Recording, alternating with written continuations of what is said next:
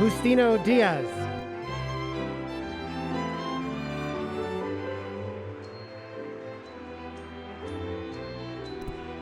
Barry Gordy.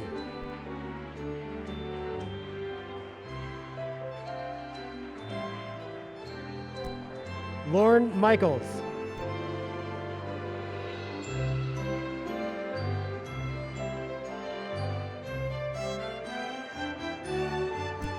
Bette Midler.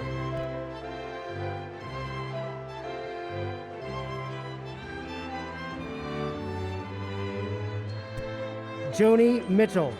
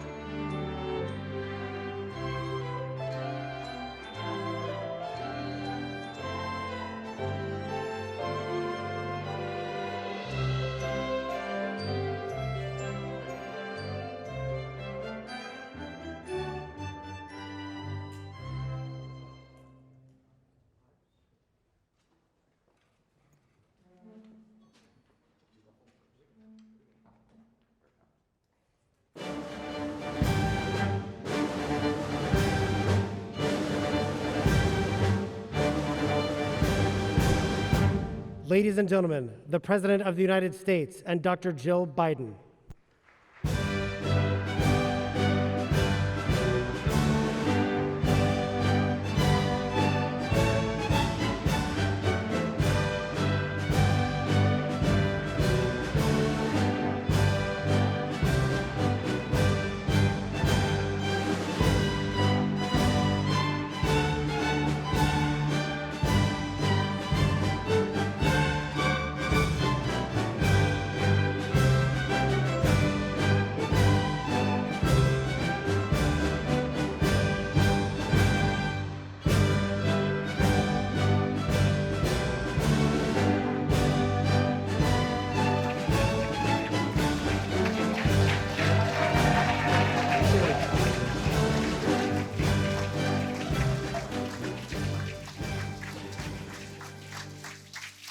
Thank you, thank you, thank you.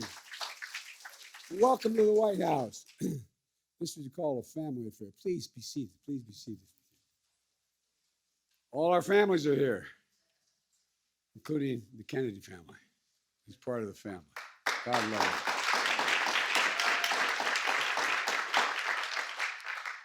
Jill and I, for us, when Barack and Michelle hosted us at this reception, was one of our favorite events.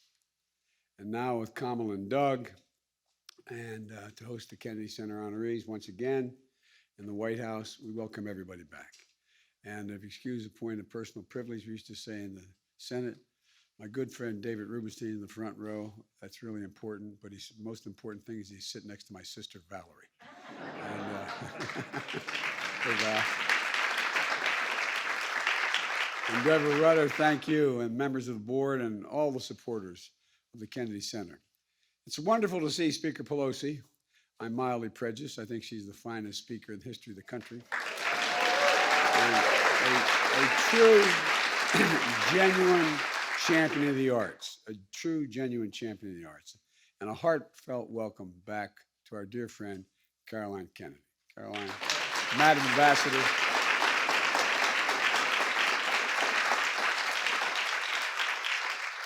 You know how much our family loves your family and how much in times of difficulty early on before I had this job, I relied on your family for help and moral support. I really mean it.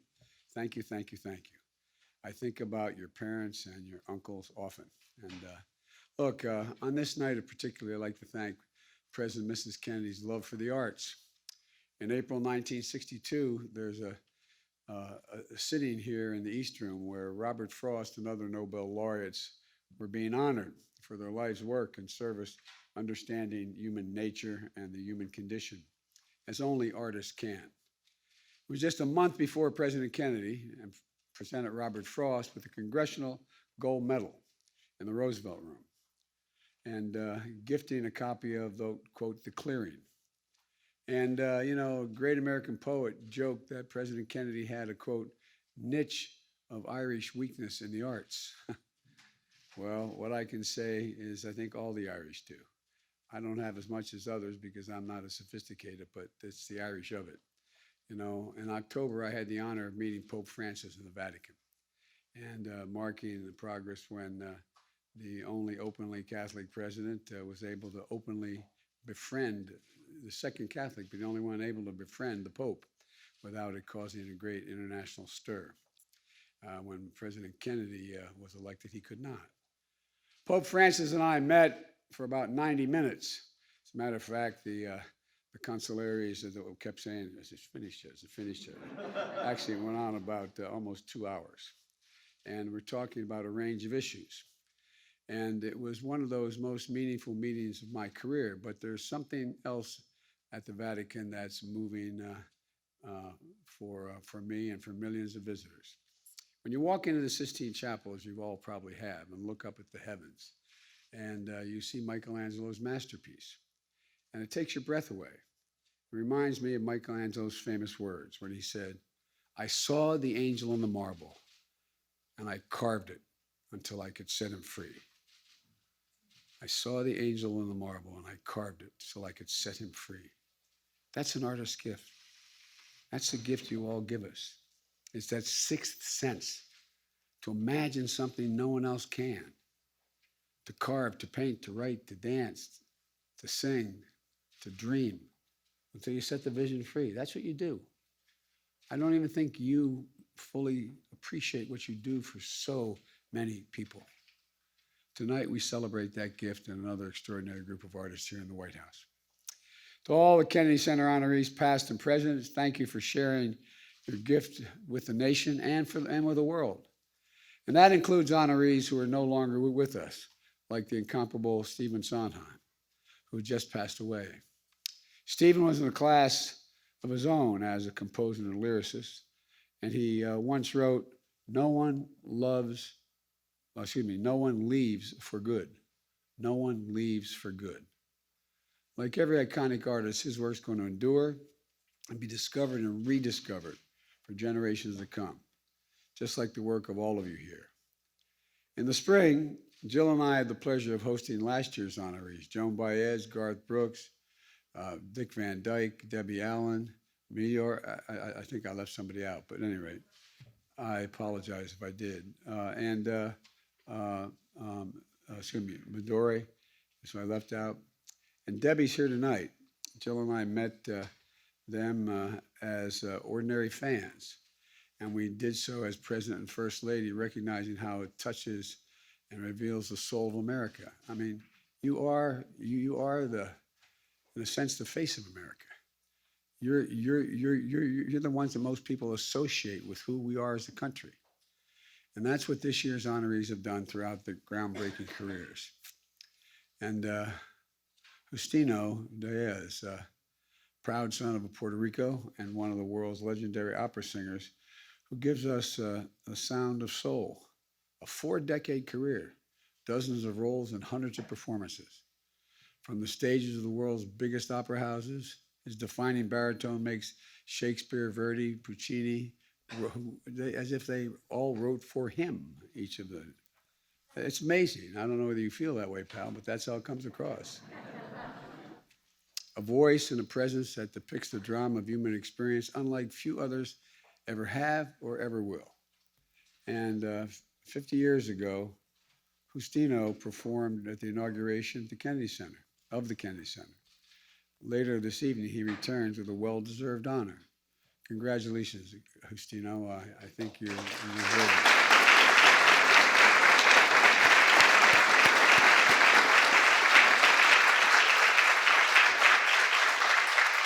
And Baron Gordy, Detroit, Motown. God, I tell you what, I don't know how I'd have grown up without Motown. Talk about the soul of America. Unmatched 6-decade career, a songwriter and a producer. Jackie Wilson, Smokey Robinson, Stevie Wonder, The Supremes, The Temptations, Jackson 5, list goes on and on. And if I had my cell phone with me, I'd play them all for you. The talent, the singers, writers, producers that found a home in Motown and helped establish black culture as American culture. It went way beyond the music. And as an Army veteran who served in Korea, only to come back to a segregated America, to put up every barrier in your way. But Barry still built one of the most iconic businesses in our history. He did it with music that lifted us higher and spoke to what we all know in our hearts, that love is in need and love today is badly needed. His music inspires us, challenges us, and brought us together, providing that sometimes the best way to shatter the deepest root of barriers in a country is to get people to move their feet. Motown moved the soul of America because Motown set the beat of America. So I want to thank you, Barry, really. Thank you, thank you, thank you.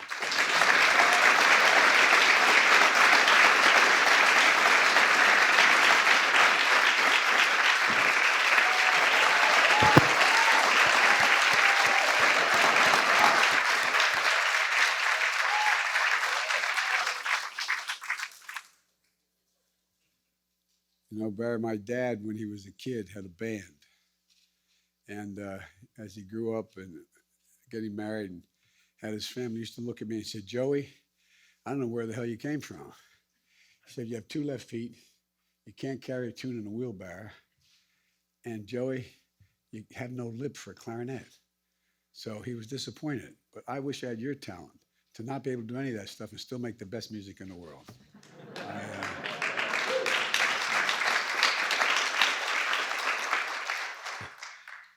And Lauren Michaels, Mr. Wise Guy over here. He's trying out 7 guys to play me.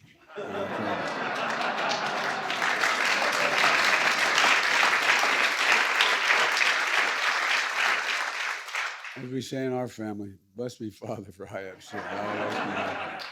And finally, it's my turn to say something about him.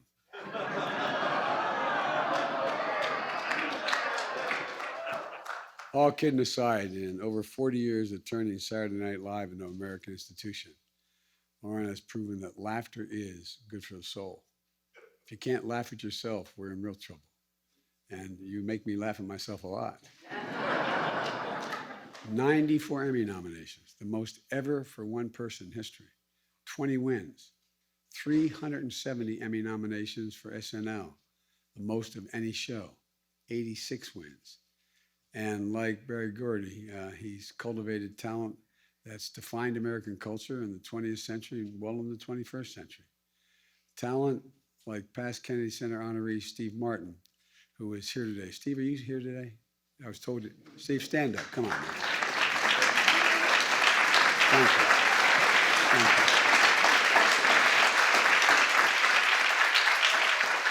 Thank you. You want me to play you?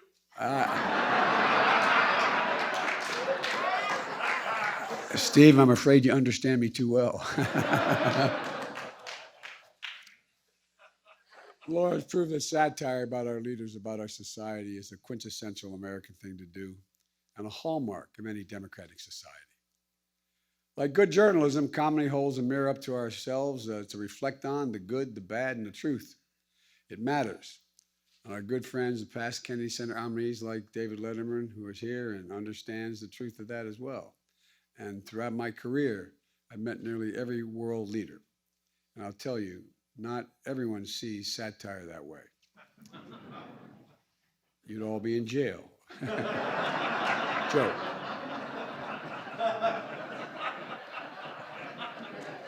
But really, all kidding aside, think about it. But for America, that's the power of our example. You know, I wrote a line a long time ago that keeps getting quoted back to me. I make no apologies for it.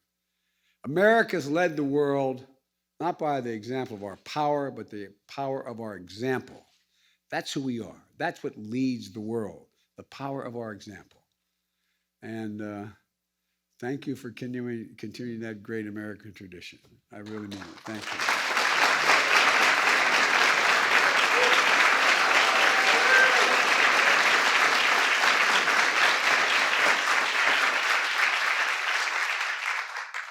Bette Midler, God love you. I am such an unadulterated fan. Bette is a true American treasure. It's hard to fully capture the range and breadth of her career and her talents in a span of a decade or two.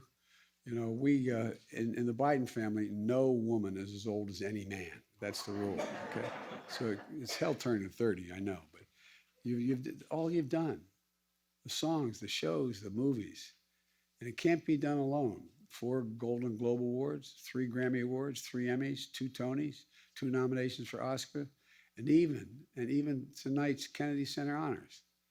But to paraphrase Maya Angelou, people will never forget how you make them feel. People will never forget how you make them feel. Bet that's your gift. It's an incredible gift. Jill was reminding us, we went to see Bette on Broadway when my 2 boys were young. And in the middle of her show, she stopped and looked down. We had great seats in like 7, 8 rows back. She looked and said, "Who would bring 2 kids to a show like this?"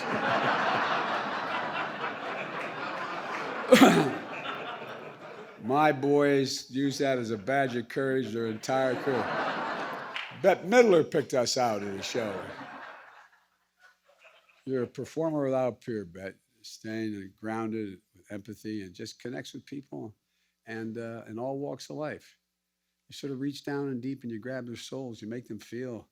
You make them laugh. You find joy. And you give them a little bit of hope. Your own stages, on your own stage. Well, we were just lucky to have you. Just lucky to have you. And to watch one of America's greats. I really mean it. You're something else. And although you weren't thinking of me, but I keep thinking you're thinking of me when you said the wind beneath my wings. So like I said, I'm going to show you my cell phone in a minute. And congratulations to the divine Miss M. I tell you.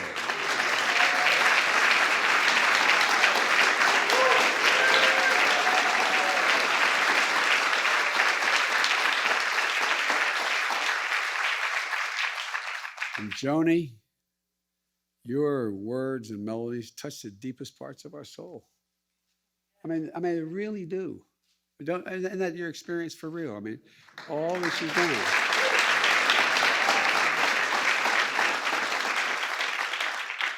Our capacity to love, the capacity to love with abandon.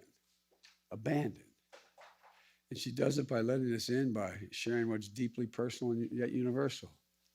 It's why millions of people will listen to her songs and feel they were written just for them. You're a master at your craft. And what sets you apart, in my view, is when we listen to you, your voice, your guitar, your careful arrangements, we listen to a great song. And then you read the lyrics on their own, in the quiet, all by themselves. And you read a great poem. You sing poetry, it seems to me. And I'm no artist. 8 Grammys, 17 nominations. The album Blue, considered one of the best albums ever, ever, ever.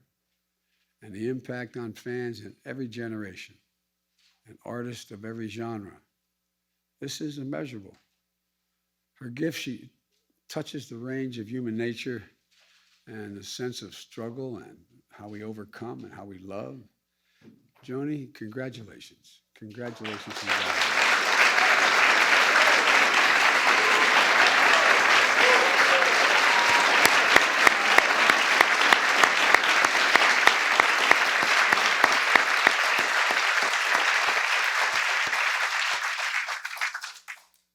I can see Jill pretty soon. Jill's going to be sitting down that front row going.